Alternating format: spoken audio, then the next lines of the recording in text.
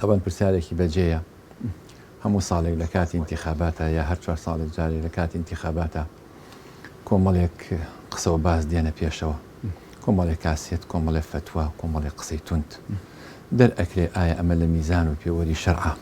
ئەم فتوایانە ڕەوان و ئایا کە ئەمە ئەچێتە چوارچێوەی فقهی سیاسی ئیسلامیەوە یا سیاسی شەرعی ئیسلامیەوە ئایا ئێمە سیستمێکی سیاسی دیاریکراومان هەیە لە ئیسلامە ئێمە لە ڕاستیەکەیان من ئەمێ هەر پشتنا مەسئلەکەەوە خێرابووی کاتەکەمان لە کیس نەچێ ئێمە سیستمی سیاسی ئیسلامی محدد معەیەن کە خوای پەروەردگار دای بەزان بێ پێغەمبەری خوا صلی الله علیه و سلم دەستنیشانی کردووە نیمانە بەڵکو کۆمەڵێ بنەمامان هەیە بنەماکان عەدلە مساواتە شورایە حڕیەت و ئازادیەکانە لە سیستمێکە کە پێچوانە نەبێت لەگەڵ شەرعە ئەم بنەمانەی تیابێت موسڵمانان خۆیان لەسەری کۆک بن یا جەماوەر بۆ حاڵەتێکی ئاسایی وەرەگرێت پێغەمبەری خوا صلی الله علیه و سلم کە وەفاتی کرد ئەو کاتە باسی نوێشکردنەکە باسی ڕێزگرتن لە ئافرەتەکە لە کاتی سەرمەرگە باس دەواکە فەرمی ئەخرج المشرکین من جەزیرة العرب بەڵام باز لەوە ناکا کە ئەبوبەکری سەدیق بکەن بە خەلیفە یا کۆت کەسێکی دیاریکراو بکەن بە خەلیفە کەواتە کاروباری موسڵمانان خۆیانە ئەمە بۆیە ئەمە نەقسە لە دینایان ئەمە چی؟ ئەمە قووەتە لە دینە ئەمە دانانی پێگەی ئینسانەکانە کە ئینسانەکان تەتەور ئەکەن ژیان گەشە ئەکا ئینسانەکان خۆیانە بێ عەقڵ و ژیری و هۆشیان بەکار بێنن بە ئەوەی کە هەوێنی کارەکەیان ئەو مەبادیئانە بێ کە ئەرزمکردن و دیاری کراوە لەبەرەوە پێغەمبەری خوا صلی الله علیه و سلم دیاری نەکرد بۆ ئەوەی کە موسڵمانان خۆیان کاروباری خۆیان ڕێخن لە ڕووی کاروباری سیاسیەوە لە سیستمی لە فقهی سیاسی ئیسلامیە لە کۆنا لە 6 کتێب تا 10 کتێب تێ ناپەڕێت هەموو ئەو کتێبانش بە هەر هەمووەکان باوەڕ ناکەم دەئایەتیان هێنابێ لە کتێبەکانیانە وەکو ابن فەرحون وەکو ابن قوتەیبە وەکو ابن تەیمیە کە لە سیاسە شەرعیە وەکو ئیمامی حرەمەینی جوێنی لە غیاث الأمة في التياث الظلم وەکو ئەبوو حەسەنی ماوەردی لە ئەحکامی سوڵتانی ئەبوو یەعلای فەڕا لە ئەحکامی سوڵتانی ئاوا مەجموعەیەکن ئالەمانە هەندێک کتێبیان هەیە کە ئاەتەکانیشی هێنن سەبارەت بە فقهی سیاسی و سیاسی شەرعی زۆر کەمە بۆیە پێغەمبەری خوا صلی الله علیه و سلم وەسیەتی نەکرد کە بە ئاشکرا کە کەسێک دیاری بکرێ ڕەنگە هەندێک باسێکن هەندێک ئاماژە بووە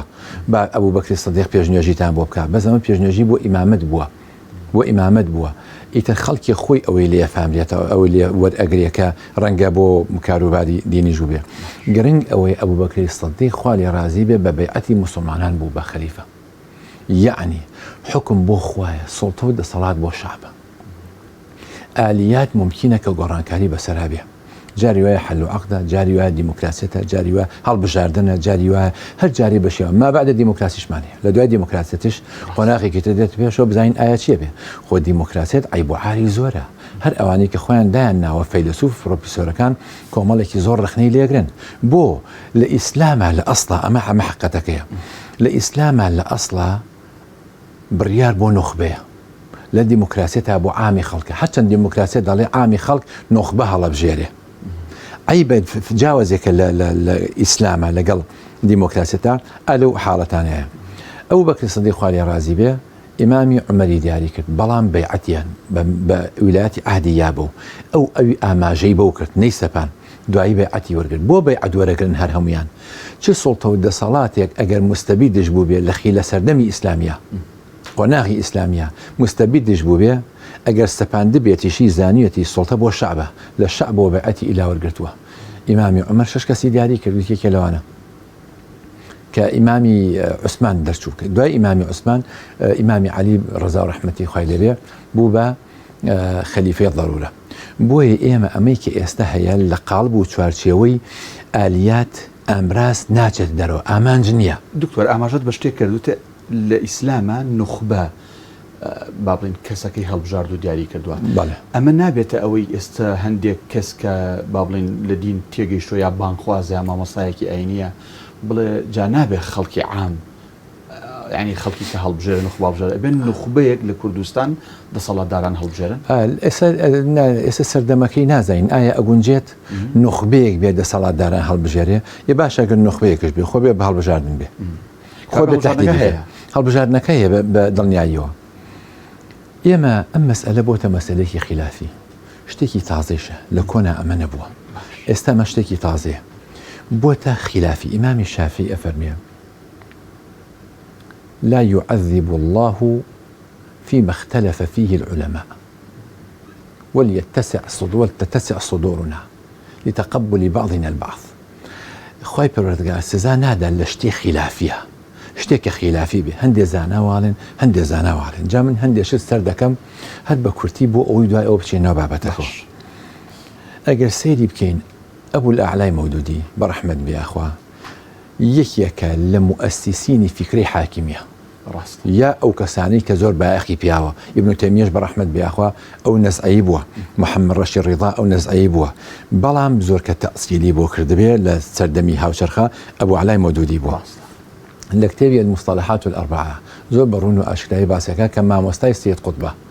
قوتب لەوە حاکمیەتەکەی وەرگرتووە. ئەم پیاوە بەڕێزە کە خۆی خاوەنی فکری حاکمیەتە تەئسیلی بووەکە تەعتیلی بووەکە لە کاتێکا کە انتخابات ئەبێ لە پاکستانە ئەڵێ چی؟ ئەڵێ دەنگ من بە فاتیمە جەناح لە جی ئەیوب خان کە تاغیە بووە کە ئەم یەساریش بووە چەپڕەویش بووە کێ فاتیمە جەناح کاندیدێکی ئیسلامیش نەبووە با کاندیدێکی ئیسلامیش نەبووە لێرە هاتووە بەو شێوەیە مامەڵاکە باش لە سەردەمی ئیمام بەنایە بەڕەحمەت بێ لەسەر دائیرەی ئیسماعیلیە دوو جار کاندید بووە کە چۆتە مەجلیسی شعبەوە و مەشکوریشە لەسەرەوە. لە سەردەمی دواترە ئەگەر بین دیقەت بگرین بۆ نمونە بن باس بەڕەحمەت بێ پرسیاری لێکن ئەڵێ بەڵێ جائزە الأمور بمقاصدها کەسێکە ئەڕواڵێن کەسێکە ئەڕوا دەوڵەمەند بێ کەسێکە ئەڕوا مەبەستیوانی ئەڵێ الأمور بمقاصدها. باشە محەممەد ئەبوو زەهرە زانایەکی هاوچەرخە پرسیاری لێکن محەممەد ئەبوو زەهرە ئەوڵێ من ناڵێم ئەڵێ ئەگەر هات و دەنگدان بوو بە گەنجانێک ئەمە بۆ کێ؟ طبعا بە گەنجانێک کە ئەم گەنجانی اعتیباری دین لایەن باڵا بوو نەک هەر پێویستە بەڵ نەک هەر جائزە بەڵکو واجبیشە. ئەو وا ئەڵێ شيخ عثيمين برحمة بياخو ابن عثيمين زور بأشكرا عليه أن تتركوا الأمور للعلمانيين واللادينيين على دنيا بنيا دنبن بإسلام كان با بيشكون علي خفيف زانايكي أزهر بهمان شوالي أحمد ريسوني زانايكي معاصرة كسيكي أصولي مقاصدية بهمان شوا وأفرمي وعليه محمد إبراهيم شخرة زاني فلسطيني أوش هروا عليه فتحية كان أو زور بقرسي بيقومان دفاعي لك لويك دندان بكريا لراه مسألة كل شيء مسألة لوايا كإيمة آية مع ملاكين لقل حالتك سروشتي وآساي واختياري يا حالتك اضطراري وناتشالي ئەمانەی کە باسم کردن بەشێکی زۆریان فتوایان داوە کە دەنگ بدرێ بە پەرلەمانتارانێکی خەڵکی موسڵمان و چاک بۆی لە بچن لە سیستمێکی ئەلمانیا بەشدار بن بۆن من لە ئەوروپایە وڵاتانی خۆمان ڕەنگە حکومەکە تا ئەندازێ باشترش بێ هێشتا بشگۆڕێ پرسیارەکە لێرە ئەوەکرێ ئەم خەڵکە ئەچێتە پەرلەمان و ئایا چیەکە وەڵامە ئەڵین لە تورکیا چیان کرد لەوێش ئەواکە لە ئوردون چیان کرد لەوێش ئەواکە جەماعی ئیسلامی پاکستانی لەگەڵ شپی قارە هندی کە لێ بوون چیان کرد ئەمانش ئەواکەن ئەیانوێ بگەنە پەرلەمان لێەوە زۆرینەیە پێک بێنن بتوانن ئەحکام و شریعەتی ئیسلامی تەطبیق